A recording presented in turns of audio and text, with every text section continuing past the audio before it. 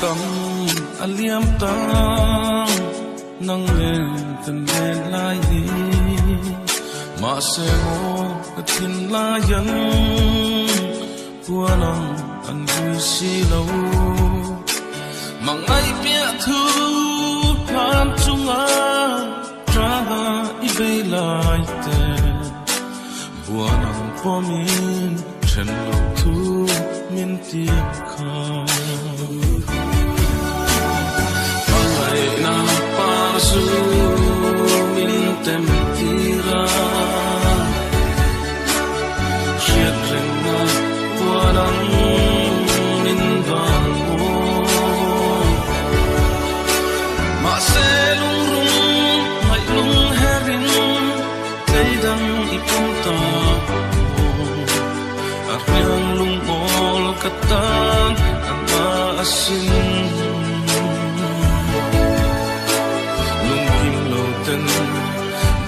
takin mang chale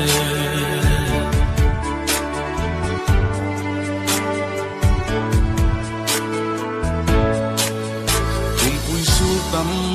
aveta nang ne kan him lai ni chen lok thu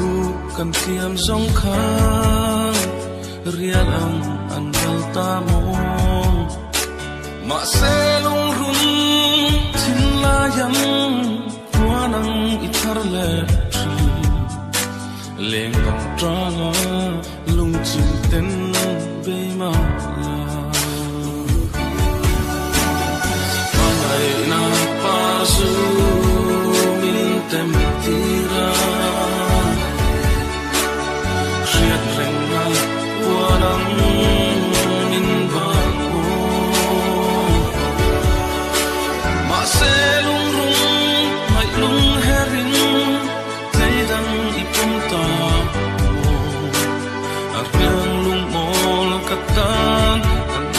asin lung kim lo ten tam takin mang chale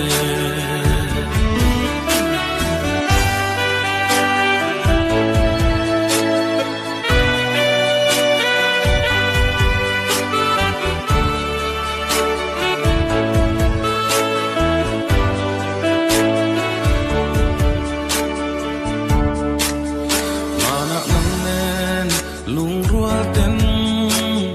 tiam thu kan an lan kha rin om na kan tiam to kha hayam tar theng po in ma se lung run tiam thu di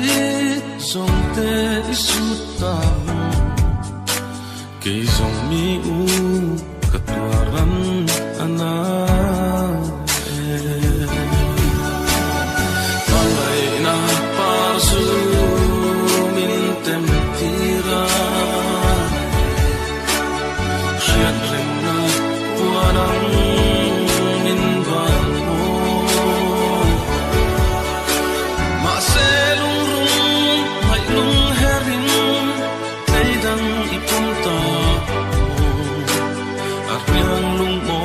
katan ama asin lung kim lo ten dam takin mang chale lung kim lo ten dam ten mang chale